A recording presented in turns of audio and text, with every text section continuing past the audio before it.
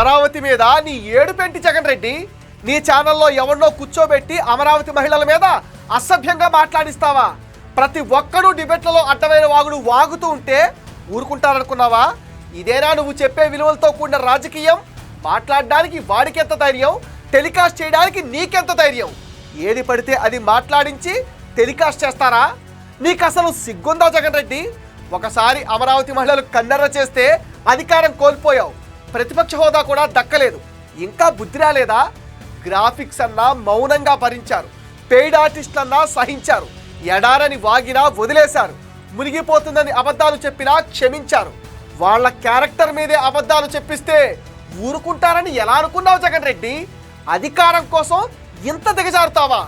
రాష్ట్ర రాజధాని అమరావతి మీద విషం చిమ్మే నీకు ఆ ప్రాంతంలో ఉండే హక్కు ఎక్కడుంది జగన్ రెడ్డి? అసలు నువ్వు రాష్ట్రానికి అవసరమా?